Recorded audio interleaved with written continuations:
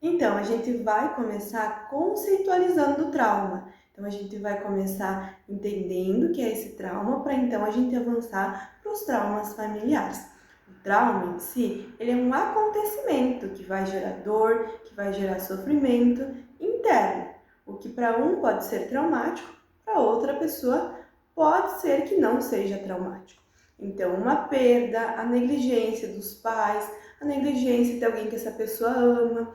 E quando a gente fala também em perdas, é perdas do animal de estimação, de uma oportunidade, de um coleguinha que decidiu ser amigo de outro, de vários tipos de perda. A gente sempre relaciona a perda ao luto, mas nem sempre a perda está relacionada ao luto, né? Então, a gente constrói um trauma em torno desse sofrimento, né? E às vezes esse sofrimento é inconsciente, a gente não tem consciência do quanto a gente sofreu com aquilo, porque a gente tem aquele costume de varrer para debaixo do tapete, né? Então a gente esconde o que a gente sente de nós mesmos, mas chega um momento em que a gente não consegue se enganar. E aí esse trauma ele vai doer e muitas vezes ele vai limitar que a gente consiga ter algumas experiências. Por um exemplo, eu tive essa perda do coleguinha que trocou de amizades, então eu não consigo confiar em outras pessoas, porque eu acredito que todo mundo vai me deixar, porque eu acredito que ninguém realmente gosta de mim como eu sou. Mesma questão dos pais.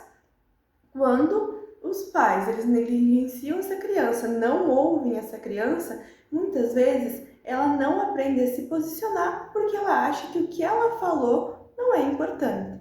E assim o trauma se manifesta de diversas formas e atrapalhando a vida do sujeito que tem aquela situação relacionada ao trauma. E o que para alguns parece banal, para outros já é um sofrimento muito grande, né? É muito difícil. Então, o que para você pode ser que não tenha importância, você conseguiu ressignificar, passar por cima daquilo, para o outro, talvez seja um trauma, uma dor, algo que ele não consiga lidar de frente com isso. E aí o trauma, ele vai surgindo. Quando ele não é trabalhado, ele surge em vários momentos da nossa vida. Então, às vezes a gente está lá vivendo alguma coisa e aí tem um gatilho, a gente inconscientemente acaba relembrando o trauma e aí esse trauma, ele volta a se apresentar, limitando a nossa vida de alguma forma. Às vezes, por exemplo, a gente já está adulto, trabalhando, acontece uma situação no nosso ambiente de trabalho e parece que a gente volta lá para aquele sofrimento que a gente teve lá na infância. Ou a gente nem lembra, não volta porque a gente não lembra para onde voltar, mas a gente sente uma dor, um incômodo, uma ansiedade, uma angústia e a gente não consegue identificar da onde vem essa ansiedade, da onde vem essa angústia e muitas vezes é o reflexo do trauma, é o reflexo de algo que foi traumático na tua vida, de algo que você não conseguiu lidar, né? Porque às vezes a gente assume muitas coisas que a gente não consegue lidar. Quando eu falo de assumir, muitos pais têm o hábito errado de tutelar os filhos mais novos para os filhos mais velhos. E aí, às vezes, você desenvolve uma responsabilidade precoce que vai te sobrecarregar em alguma fase da tua vida e que também pode te trazer reflexos negativos.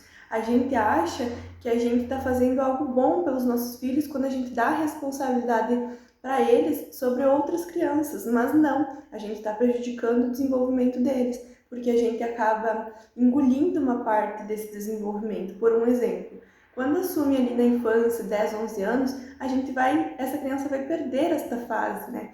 De se explorar, de conhecer, vai estar vivendo coisas diferentes do que os colegas estão vivendo e, consequentemente, vai perder essa fase. Então, não é algo positivo. E aí, às vezes, por exemplo, cresce sendo alguém que não quer ter filhos, ou cresce sendo alguém que não quer ter responsabilidades.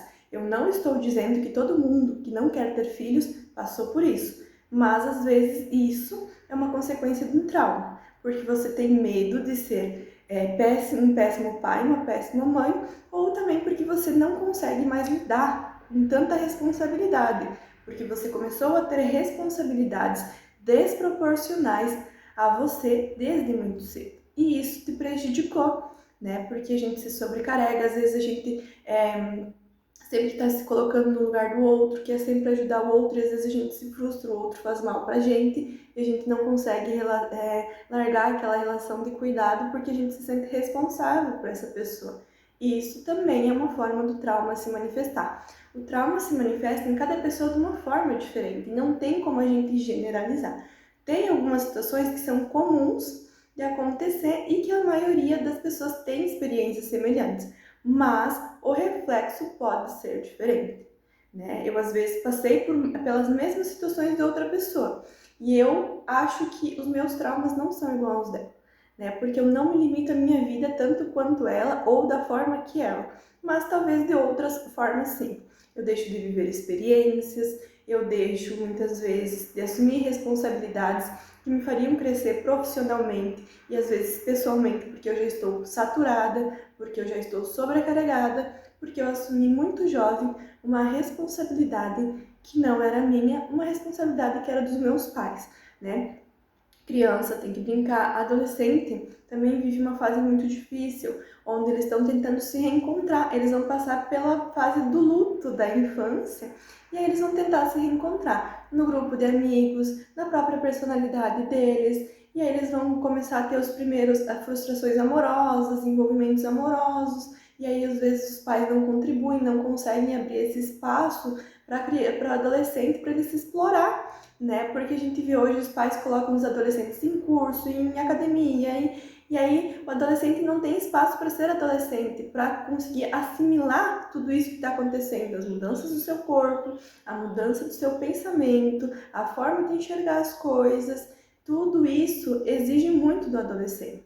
E aí às vezes a gente invalida isso, a gente não dá a voz porque eles têm a nos dizer. E isso também é uma coisa que gera muito trauma, né? Porque até postei alguns vídeos nas minhas redes sociais que eu falo sobre traumas familiares nas minhas redes sociais, onde às vezes os pais não ouvem o que a criança tem a dizer e quando essa criança se torna adolescente, os pais querem saber sobre a vida dela, mas ela já não quer mais falar.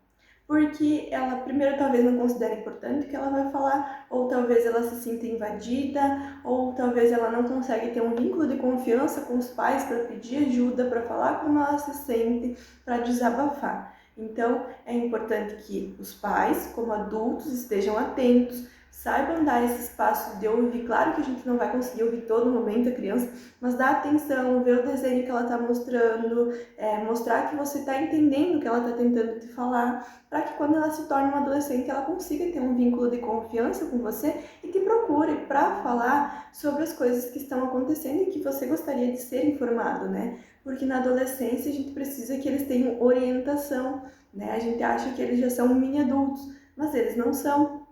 Eles tomam atitudes impulsivas, muitas vezes eles ficam confusos durante o caminho, precisam de orientação na questão da sexualidade, e se ele não tem esse vínculo de confiança com os pais, ele vai encontrar em outras pessoas, e aí que mora o nosso grande perigo, né? Mas, para fechar, o trauma seria sobre isso.